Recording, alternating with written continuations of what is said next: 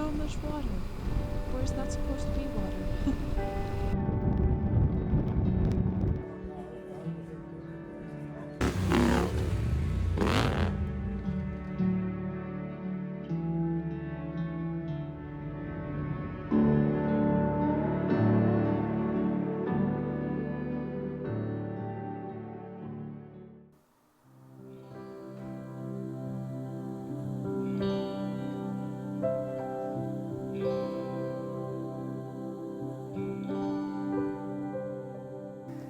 Good morning guys, and welcome to a little bit of a different episode here on my YouTube channel. I'm at my mom's place at the moment, supposed to be on my way to a adventure riding event, Bukkerittet. That's like an annual event in Norway. But together with all of us traveling up there to participate at the event, there was a storm named Hans arriving to Norway earlier this week, and it has caused a lot of troubles for everyone. Pretty much many places in the middle of Norway have had as much rain as they have not had in like 50 years. I think there was over 100 millimeters coming down in less than 2 days. So it's been a lot of flooding, a lot of damaged roads, a lot of damaged homes and buildings, landslide and that kind of stuff, blocking the roads, causing some trouble. So I was supposed to continue my ride going up there yesterday, but I decided to stay put here for another day just to see how it went, and if there's even enough roads open to get up there, because yesterday was like 125 roads down here were closed, so pretty much all the main roads or routes going up there were not possible to ride on. But today I'm going to try to make my way up there again. Roads have been opened. It's not raining anymore. There's still danger for landslides and that kind of stuff because there's still so much water in the ground. Yeah, we'll just see how far it goes. I have about 5 hours to ride. It's about 350 kilometers, I think, to go there. So yeah, let's see how that goes.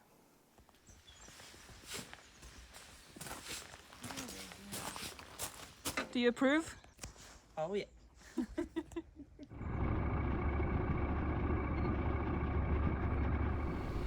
I'm so conflicted when it comes to things like this. Like, I know several people rode there yesterday with no problem. I could have been one of them, but like I don't know. It's something about taking unnecessary risks, not just for myself, but also for, you know, if I get in trouble, that means a whole lot of people from the emergency care or like the first responders has to work as well, and they probably have more than enough to do. So like I don't want to be an extra burden when there's already a lot for them to do. But yeah, today should be good. We'll just have to see, I guess.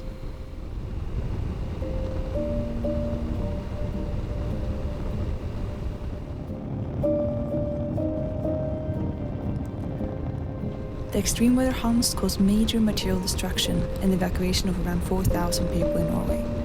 Whereas Western Norway rarely has a problem receiving well over 2,000 millimeters of rain annually because the terrain is in general steeper and therefore drains faster, Eastern Norway usually receives 300 to 500 millimeters annually, making a downfall of 50 to 100 millimeters in just a day or two problematic to say the least.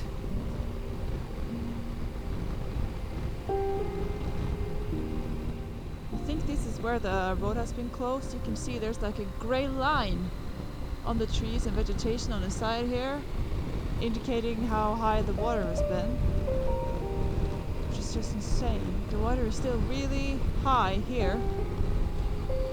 Can you see that gray line on the trees? But yeah, I guess it's coming down. This whole field here is covered in water. There must be many crops and such being destroyed by the flood. Talking about it. Look at this.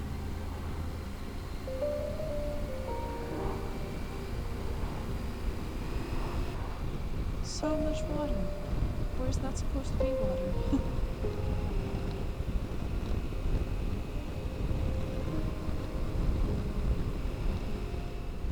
Water is all the way up in the ditch here. And on the other side of the road here, where it's not supposed to be.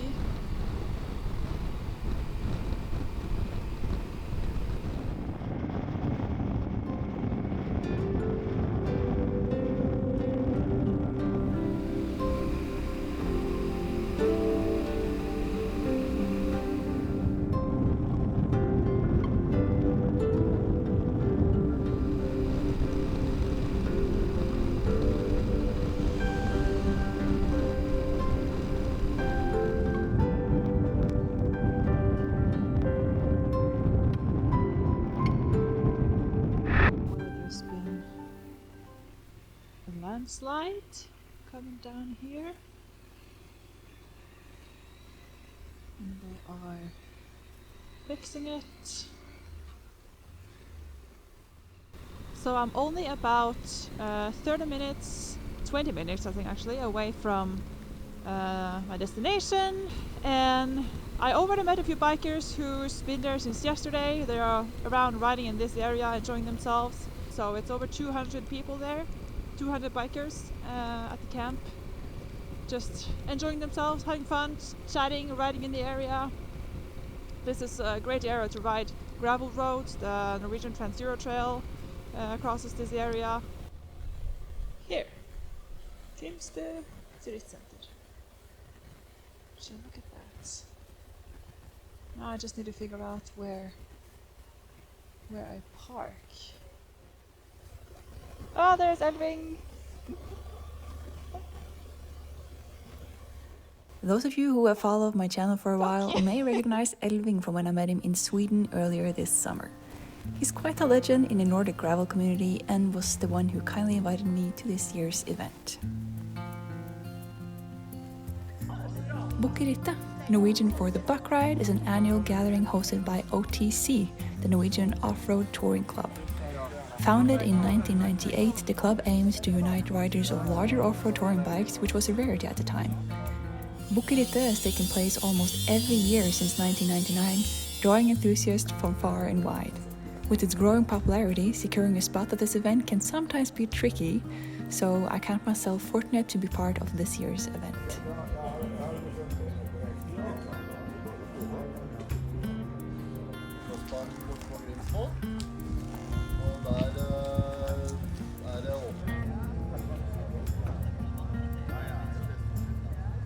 Day 2 of Bukkerittet, and as tradition, there's always a trip only for girls.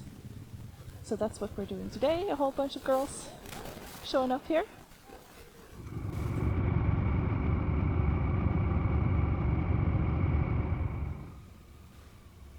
I'm actually surprised how many girls or women participate at this event. I haven't been there before, so I didn't really know what to expect. But this is awesome. I've never done like a only girls trip before. Taking the lead for this day trip is Camilla Olsson, an experienced off-road rider who has hosted many gravel classes through the years.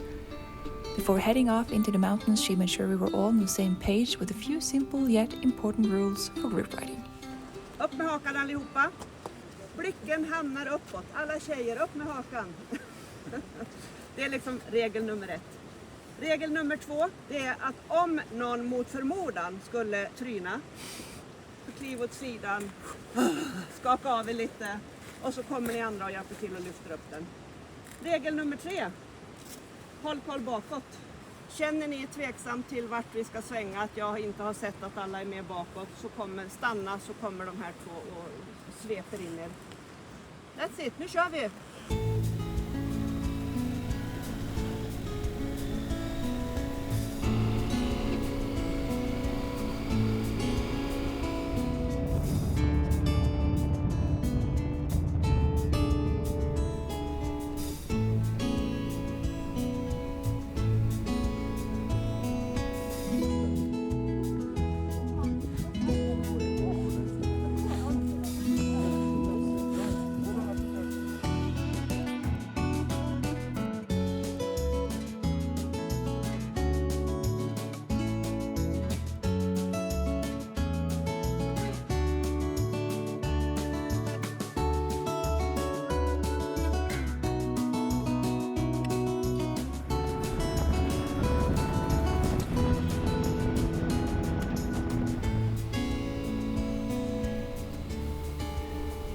With an abundance of gravel roads to choose from in this area, they had put together a really nice route with a little bit of everything. Midday we made a stop in Alvdal at the House of Aukrust, a celebration of multi-artist Kjell Aukrust, who has spread joy to the Norwegian people with his stories and art through decades.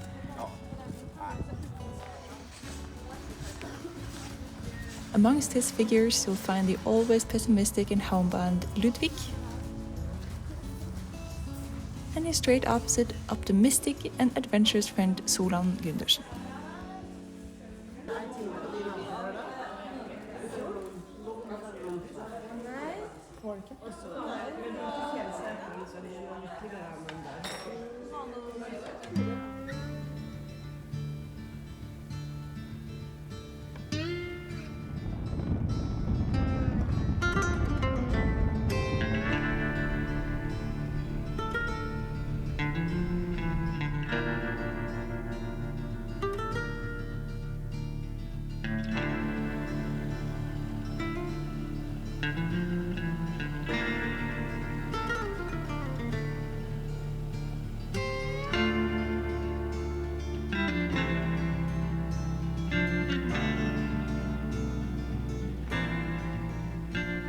So the group is split in two now. Some wanted to go back and end the trip where we were, and some of us are continuing.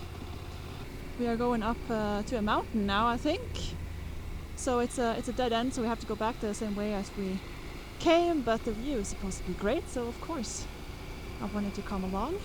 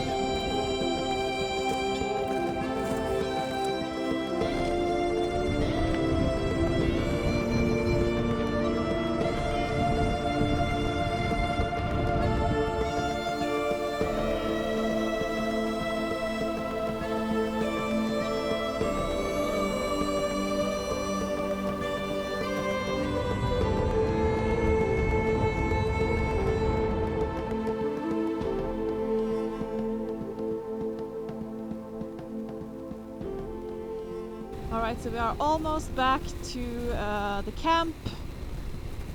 We've driven, I think, about 140 kilometers or something, close to that. Really, really nice. Great variation in terrain and everything. And today there are a small competition with teams. doing the motocross track. So I'm heading over there to check that out, and then there's barbecue and all that kind of stuff later in the evening.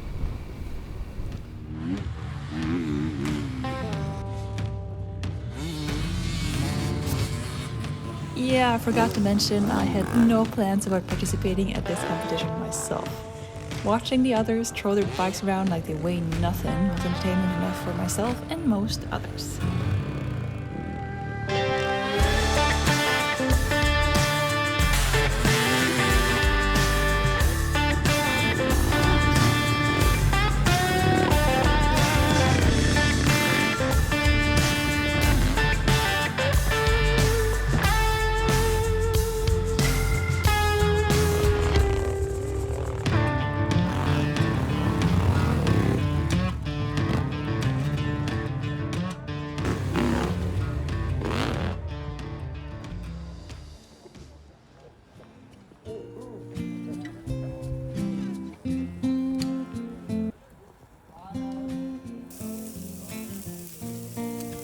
Finishing off the day in no better way than barbecue, good company, and awards handed out to the winners of the competition.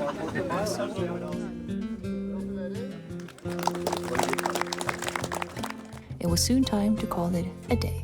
See you for tomorrow!